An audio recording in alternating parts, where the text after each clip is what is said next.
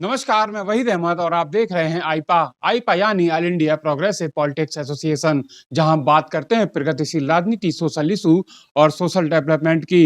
इस समय मेरे साथ महोबा जिला अधिवक्ता समिति की पूर्व अध्यक्ष भारत विशाल शुक्ला जी मौजूद हैं। उनसे जानेंगे आज की मौजूदा राजनीति और मौजूदा राजनीति में किस तरीके का बदलाव आया है। सब जानने के लिए आज हम उनसे बात करेंगे और जानेंगे क्या है आज की मूलभूत जो समस्याएं थी लोगों की, वो किस तरीके से निस्तारित की जा सकती हैं। सबसे पहले तो आपका स्वागत। धन्यवाद भैया। शुक्ला जी, जिस तरीके से हमारा संगठन आईपा काम कर रहा है, जन सरोकार के मुद्दे उठा रहा है, इसको आप किस नजरिए से देखते हैं? पहले तो मैं आपके चैनल को बहुत बहुत धन्यवाद देना चाहता हूँ, क्योंकि मैं अक्सर देखता हूँ कि आपका चैनल जो है क्षेत्र की और समाज की जो ज्वलंत समस्याएं हैं उनके बारे में जो है हमेशा तत्पर रहता है और उनको उजागर करता है। जो एक मीडिया का दायित्व है वो पूरे तरीके से आपका चैनल निर्वाह कर रहा है। इसके लिए आपका जो है आपका मैं अधिवक्ताओं की तरफ से आभार व्यक्त करता हूं और क्षेत्र की तरफ से बहुत बहुत धन्यवाद देना चाहता हूं कि आपका चैनल जो है ज्वलंत समस्याओं के लिए जो है तत्पर रहता है। सबसे पहला सवाल है मेरा, जिस तरीके से आप विद्वान अधिवक्ता हैं, क्या राजनीति में कितना बदलाव देखते हैं मौजूदा राजनीति में, और इससे पहले की जो राजनीति थी उसमें कितना बदलाव आपकी नज़र में है? देखिए, समय के साथ साथ जैसे समय बदला है तो राजनीति का भी स्तर बदल गया है। पहले चूंकि क्षेत्र में आने जाने के लिए साधन नहीं थे, गांव में जो है वो अत्यधिक समस्याएं थी, तो जो पिछली सरकारें थी, देखिए उसको अवॉइड नहीं किया जा सकता कि पिछली सरकारों ने कुछ किया नहीं। पिछली सरकारों के विकास से ही आज हम लोग बड़े अच्छे तरीके से जो है गांव तक पहुंचते हैं। उसमें ऐसा भी नहीं है कि किसी एक सरकार ने किया हो, जिन जिनको भी मौका मिला उन सब ने जो है उत्तर प्रदेश को और यहाँ तक कि देश के लिए जो है पिछली सरकारों ने जो है विकास को जो है अपने अपने स्तर से आगे बढ़ाने का काम किया है।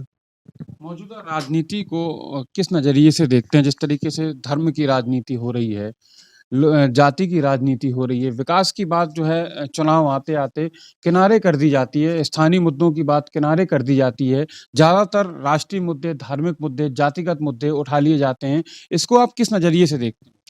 देखिए, अब वर्तमान जो उत्तर प्रदेश में सरकार है जिनकी, उनका केवल एक मकसद रहता है कि हम उत्तर प्रदेश में पुनः सरकार में वापसी कैसे हो। उसके लिए वो जातिवाद को भी बढ़ावा देते हैं, धर्म की भी बात करते हैं, विकास की बात इसलिए नहीं करते चूंकि विकास उन्होंने किया तो लेकिन ना के बराबर किया है। केवल विकास के नाम पर ना तो वो जनता के बीच में जाके वोट मांग सकते हैं, क्योंकि बहुत सी ऐसी समस्याएं हैं। जैसे मैं विधि व्यवसाय के साथ साथ मैं किसान परिवार से भी हूँ। अभी इसी खेती के समय जब अभी बुवाई का टाइम चल रहा था तो मैं देख रहा था, चूंकि बुंदेलखंड से आता हूँ, बुंदेलखंड में सबसे बड़ी समस्या थी खाद की। जब हम लोगों को खाद चाहिए था उस समय जो है यहाँ सरकारी समितियों में कोई खाद नहीं था, बाजार में कहीं कोई खाद नहीं था, और जब खाद आया भी तो पहले तो सत्ता पक्ष के असरदार लोगों को मिला। जो साधारण किसान है, वास्तविक किसान है, वो जो है खाद पाया ही नहीं, और तमाम किसानों ने तो बगैर खाद के ही अपनी खेती की बुवाई की। तो सबसे बड़ी समस्या तो ये है कि किसान के लिए जो ये वर्तमान सरकार है हमारी उत्तर प्रदेश की, किसान के प्रति बिल्कुल भी गंभीर नहीं है और ना ही किसानों का इन्होंने कोई ख्याल रखा। जैसे गायों पे प्रतिबंध है, बहुत जरूरी है। मैं भी हिंदू हूं, मैं भी चाहता हूं कि जो है गायों की रक्षा होनी चाहिए, उनका संरक्षण होना चाहिए, लेकिन सरकार ने गायों की व्यवस्था जो है, जिस तरीके से गौशाला संचालित है, उसके लिए कोई कायदे का ना तो प्रदेश सरकार का बजट है। जब प्रदेश सरकार का बजट नहीं है तो गांव के प्रधान जो है कहीं नरेगा के पैसे से, कहीं अन्य मदों से जो है उस पर खर्च करके व्यवस्था बनाते हैं। अन्ना जानवरों की इतनी बड़ी समस्या है बुंदेलखंडी नहीं, पूरे उत्तर प्रदेश में किसान जो है रात रात भर जाग करके रखवाली करता है, उसके बावजूद भी जो है वो रखवाली नहीं कर पाता है, और एक दिन एक आध घंटे के लिए भी अगर वो कहीं घर चला जाता है या कहीं इमरजेंसी कोई काम पड़ जाता है, उसको रिश्तेदारी में जाना पड़ता है, बाहर जाना पड़ता है, तो उसकी फसल पूरे तरीके से उजाड़ दी जाती है अन्ना जानवरों के द्वारा। तो अन्ना जानवरों की व्यवस्था अति आवश्यक है। जब तक जो है अन्ना जानवरों की व्यवस्था नहीं होगी, तब तक किसान का उत्थान नहीं हो सकता है। आप विद्वान अधिवक्ता हैं, बात विकास की आई तो मेरा जहन में एक सवाल आ गया, विकास दुबे। बिकरू कांड एक बड़ा कांड था उत्तर प्रदेश के लिए, एक बदनुमा दाग की तरह देखा जाने लगा कि जिस तरीके से पुलिसकर्मियों की हत्या हुई, उसके बाद जब विकास दुबे को उज्जैन से उठाया गया और रास्ते में गाड़ी पलटा दी गई, तो ब्राह्मण समाज की नाराजगी जो खुलकर सामने आई सरकार के प्रति, किस नज़रिए से देखते हैं? जिस तरीके से कानून है, कानून का पालन होना चाहिए, जो न्यायालय है, प्रक्रिया पूरी एक बनाई गई है संविधान के तहत, पुलिस पकड़ेगी, न्यायालय में उसका मुकदमा चलेगा, उसके बाद जो उसने सज़ा की जो उसने काम किए तो उसकी उसे सज़ा मिलेगी। लेकिन जिस तरीके से गाड़ी पलटी और उसका एनकाउंटर किया गया, उसको किस नज़रिए से देखते हैं? देखिए, मैं जातवाद की बात तो नहीं करता हूँ, लेकिन ये निश्चित है कि उत्तर प्रदेश में जो वर्तमान सरकार है, तो वो जातवादी व्यवस्था के तहत चल रही है। वो आपके भी संज्ञान में, पूरा समाज जानता है कि विकास दुबे जो है विप्र समाज से आते थे। दूसरी चीज, मैं ये नहीं कहता हूं कि विकास दुबे ने अपराध नहीं किया था। विकास दुबे अपराधी था, बहुत बड़ा अपराध किया था, और उसको जो है दंड मिलना आवश्यक था। लेकिन हमारे भारतीय संविधान ने दंड देने के लिए जो है न्यायपालिका बनाई है। विकास दुबे ने जो भी अपराध किया था, प्रशासन का काम था उसको गिरफ्तार करके कायदे से जो है न्यायपालिका के हवाले करते, और न्यायपालिका उसको जो है समुचित दंड देती, जो उत्तर प्रदेश सरकार ने नहीं किया। और उत्तर प्रदेश सरकार ने जो है वैधानिक पावर होने के साथ साथ जो है न्यायिक अधिकार का भी जो है दुरुपयोग किया है। ये गलत था, क्योंकि बिल्कुल ये गलत था, जिस तरीके से हुआ वो बिल्कुल कोई भी उसको जस्टिफाई नहीं कर सकता। शुक्ला जी, बात की जाए महोबा ज़िले की। महोबा ज़िले के क्या मूल मुद्दे हैं? किन मुद्दों पर यहाँ चुनाव होना चाहिए? ऐसी क्या समस्याएँ हैं जो 2017 से 2022 तक बनी रहीं और 2022 के बाद उनका निराकरण होना चाहिए? देखिए, हमारे जनपद में समस्याएं ही समस्याएं हैं। सबसे बड़ी समस्या तो ये है कि बुंदेलखंड हमारा बरसों से जो है सूखे से पीड़ित रहता है। सबसे बड़ी समस्या यहाँ पानी की है। तो यहाँ सिंचाई के समुचित साधन नहीं है। किसान यदि बोरिंग कराता है, एक तो ड्राई एरिया है काफी एरिया में, तो एक तो बोरिंग में पानी निकलता नहीं है। अगर बोरिंग में पानी भी निकलता है, तो सरकार को ये चाहिए, जो पिछली सरकार थी अखिलेश जी की, वो सब्सिडी देते थे किसानों के लिए। अगर उनको जो है खेती के लिए कोई कनेक्शन लेना है बिजली का, तो वो सब्सिडी देते थे। वर्तमान सरकार ने वो सब्सिडी भी बंद कर दी है। तो सिंचाई की सबसे बड़ी समस्या। दूसरी समस्या अन्ना जानवरों की, जो मैंने पूर्व में आपको बताई है। और तीसरी समस्या ये है कि हमारा जो बुंदेलखंड है, खास करके हमारा महोबा जनपद, शिक्षा के मामले में बिल्कुल जीरो है। अगर किसी को अपने बच्चे को उच्च शिक्षा या अच्छी शिक्षा दिलानी है, तो उसे या तो इलाहाबाद जाना पड़ता है, या लखनऊ जाना पड़ता है, या आगरा जाना पड़ता है, या हिंदुस्तान के कहीं बड़े महानगरों में जाकर के शिक्षा ग्रहण करानी पड़ती है। इसलिए शिक्षा के लिए जो है अच्छे इंस्टीट्यूट और अच्छे विद्यालय यहाँ होना आवश्यक है। दूसरा, चिकित्सा के लिए, जैसे कोई गंभीर बीमारी होती, गंभीर बीमारी क्या, यहाँ साधारण सी यदि चोट लग जाती है, तो जिला अस्पताल हमारा एकमात्र यहाँ सबसे बड़ा चिकित्सा का जो है एक केंद्र है। और ये जो हमारा जिला चिकित्सालय महोबा का है, ये रेफर सेंटर का काम करता है। चूंकि यहाँ ब्लड की भी व्यवस्थाएं नहीं है। देखिए, हो सकता है कागज में हो, कोई सुने तो ये कहेगा कागज में हो, लेकिन अगर किसी को ब्लड की व्यवस्था है, तो उनको सीधे कह दिया जाता है मौखिक रूप से कि हमारे यहाँ ब्लड की व्यवस्था नहीं है, आप झांसी जाएं, या छतरपुर जाएं, या कानपुर जाएं। तो यहाँ बुंदेलखंड में और खास करके महोबा में जो है चिकित्सा बिल्कुल जीरो पे है। यहाँ चिकित्सा के क्षेत्र में भी हमारे जनप्रतिनिधियों को ध्यान देना चाहिए, उस पर कोई ध्यान नहीं दिया गया। यहाँ जिला चिकित्सालय में कई वर्षों से करोड़ों रुपए की जो है तमाम मशीनें यहाँ रखी हुई हैं, लेकिन उनमें स्टाफ नहीं है, उनको ऑपरेट करने वाले कर्मचारी नहीं है। तो उन कर्मचारियों की भर्ती कराई जाए। जो हमारा जनता का पैसा है, जिस जनता के पैसे से जो है वो मशीनें आई हैं, उनको आज तक संचालित नहीं किया गया है। तो उनको भी संचालित कराने का काम जो है यहाँ के जनप्रतिनिधियों का है, जो उन्होंने नहीं किया है। अब अगला आपने शिक्षा स्वास्थ्य की बात कर ली। सबसे बड़ा मुद्दा है रोजगार। रोजगार, उसके बाद कहा जाए पलायन। पलायन यहाँ सबसे बड़ी बात कही जाती है क्योंकि यहाँ सिंचाई का साधन नहीं है, रोजगार नहीं है, तो महोबा जनपद के जो लोग हैं बड़े शहरों में रोजगार की तलाश में पलायन को मजबूर होते हैं। एकमात्र उद्योग था कबरई मंडी, बिल्कुल बंदी की कगार पे है। सरकार की जो खनन नीति आई उसको लेकर यहाँ का जो व्यापार था वो मध्य प्रदेश में शिफ्ट हो गया है। इसके बारे में क्या आपके विचार? देखिए, बहुत अच्छा मुद्दा है रोजगार का, चूंकि हमारे यहाँ रोजगार के कोई खेती के अलावा अन्य कोई रोजगार नहीं है। तो रोजगार के आज से नहीं, विगत कई वर्षों से जो है हमारी क्षेत्र की जनता को जो है दूसरे प्रांतों में, कहीं गुजरात, कहीं दिल्ली, कहीं हरियाणा, कहीं पंजाब, तमाम जो है महानगरों में उनको जाना पड़ता है। हमारे यहाँ एक काम चलाऊ जो है रोजगार के लिए जो है खनिज मंडी कबरई थी। तो कबरई को भी इस सरकार की जो खनिज की नीतियां हैं, इतनी गलत नीतियां हैं कि उन नीतियों के चलते रोजगार भी यहाँ का ठप हो गया। और मैं तो ये कहूंगा कि सरकार की राजस्व की भी आमदनी कम हो गई, क्योंकि ऐसी खनिज नीति आई है। अरे सरकार को कोई भी नीति लानी चाहिए तो कम से कम दो दो पहलू होना चाहिए।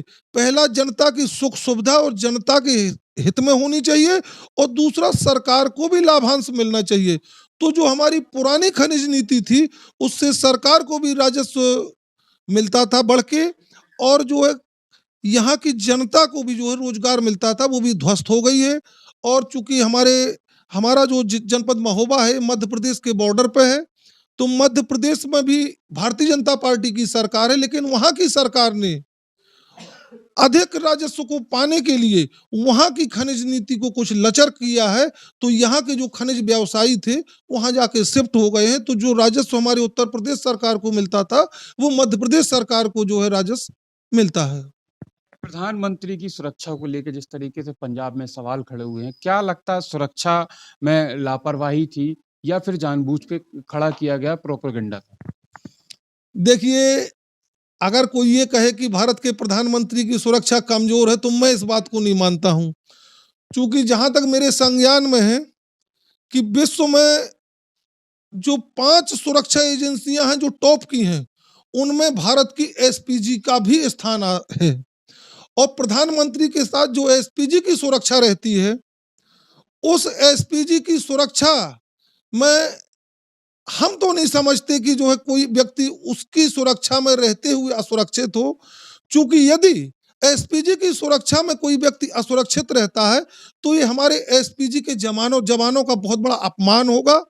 दूसरी चीज, तमाम जो है मीडिया में चैनलों के माध्यम से भी दिखाया गया है कि क्या कारण थे। तो ये सर्वविदित है कि चूंकि मोदी जी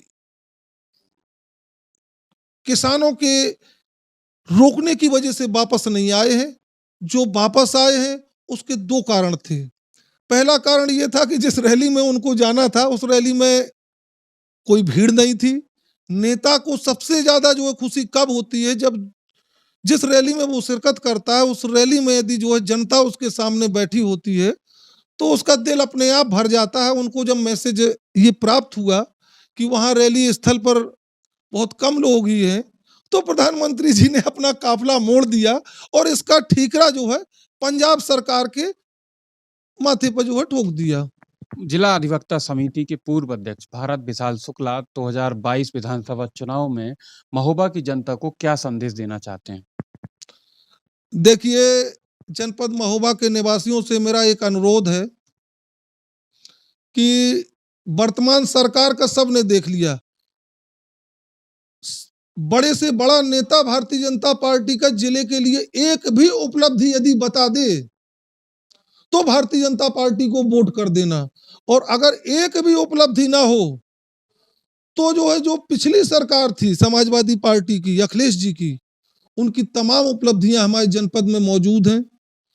जैसा कि मैंने अभी आपसे कहा कि हमारे यहाँ सबसे बड़ी समस्या है पानी की, तो इसका सबसे बड़ा उदाहरण है जब अखिलेश जी की सरकार थी पिछले टर्न में, तब उन्होंने बुंदेलखंड में जितने भी पुराने तालाब थे, जलाशय थे और यहाँ तक कि छोटे छोटे बांध थे, उन सब की जो है खुदाई करवाई थी, जो बरसों बरस सैकड़ों वर्ष से कभी खुदे नहीं थे। उनको जो है उन्होंने विधिवत तरीके से खुदवाया और आज उन्हीं की देन है कि इन जो है विगत 5 सालों में जो सूखा पड़ा है, उसी पानी से जो है हम बुंदेलखंड वालों का गला भी सींचा गया और खेत भी सींचे गए। तो देखिए, किसानों के लिए ये बड़ी हितकर थी। दूसरी सबसे बड़ी पॉलिसी क्या थी कि हम देखते थे कि जब समाजवादी पार्टी की सरकार थी, तब गांव-गांव जो है तहसील के और जिले के अधिकारीगण पहुंचते थे, गर्मियों में पहुंचते थे किसानों के पास, गांव में चौपालें लगाते थे, उनकी जन समस्याओं के बारे में वो रूबरू होते थे और मौके पर ही उनका निस्तारण किया जाता था।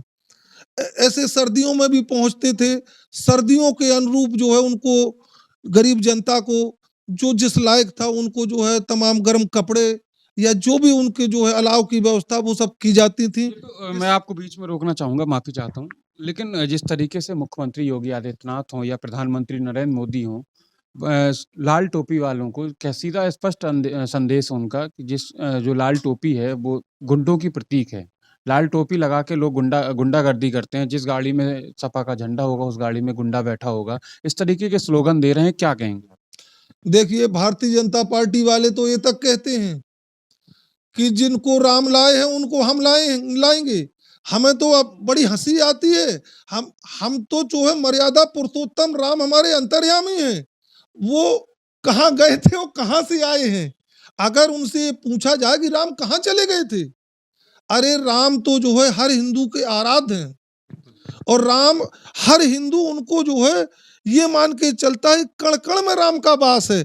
जब कण कण में राम का वास है तो राम गए कहाँ थे? मैं सोशल मीडिया में देखता हूं, भारतीय जनता पार्टी के कार्यकर्ता लिखते हैं कि जिनको राम लाए हैं उनको हम लाएंगे। बताइए, राम को कौन लाया?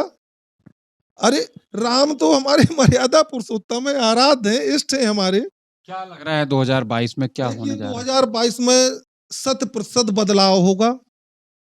कारण कि ये जनता जो है जान चुकी है झूठे वादों को। जो है आप झूठी दिलासा कितने दिन किसी को दिए रहेंगे? इन्होंने केवल जो है जातवाद, क्षेत्रवाद, धर्मवाद, इसके अलावा कोई भी काम इन्होंने प्रदेश में नहीं किया है।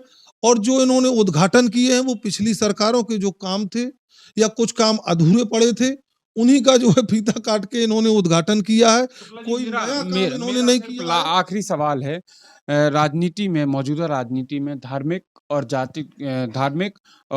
जातिगत मुद्दे पर बात क्यों नहीं होनी चाहिए? देखिए, जातिगत और धार्मिक मुद्दे पर इसलिए बात नहीं होनी चाहिए क्योंकि हम भारत में रहते हैं और हमारा देश धर्मनिरपेक्ष राष्ट्र है। तो और चाहे हिंदू हो, चाहे मुस्लिम हो, चाहे सिख हो, चाहे ईसाई हो, चाहे पारसी हो, चाहे जैन हो, चाहे बौद्ध हो, वो सभी हमारे भारत में रहते हैं। जो भारत में रहता है वो भारत का नागरिक है। अगर हमें कोई समस्या किसी धर्म या किसी जाति से है तो उनसे जो है प्रेम से बैठ करके ही इस समस्या का निदान हो सकता है। आपस में जो है एक दूसरे के प्रति द्वेष भावना से केवल जो है देश हमारा पीछे जाएगा, विवाद होगा, दंगे होंगे, फसाद होंगे, इससे हमारे देश का विकास ठप हो जाएगा। तो जो धर्म की राजनीति करते हैं ऐसे लोगों को जो है, जनता से मेरा जो है निवेदन है कि ऐसे लोगों को कतई वोट मत करिए। ये हमारे राष्ट्र के हित में नहीं है। जो लोग धर्म की बात करें, जो जाति की बात करें, उनको टोटल नकार दीजिए। सर्व समाज की बात होनी चाहिए, सर्व धर्म की बात होनी चाहिए, क्योंकि सर्व समाज और सर्व धर्म की बात से ही जो है हमारा देश आगे जा सकता है। अन्यथा जो है भारत का भविष्य खतरे में है यदि जातवाद और क्षेत्रवाद और जो है धर्मवाद की राजनीति करेंगे तो भारत का भविष्य खतरे में है। धन्यवाद। तो ये थे महोबा जिला अधिवक्ता समिति के पूर्व अध्यक्ष भारत विशाल शुक्ला जी, जिन्होंने मेरे हर सवाल का बेबाकी से जवाब दिया। अगर आपको हमारा चैनल पसंद आ रहा है तो कृपया लाइक, सब्सक्राइब और बेल आइकन दबाना ना भूलें। महोबा से वहीद अहमद।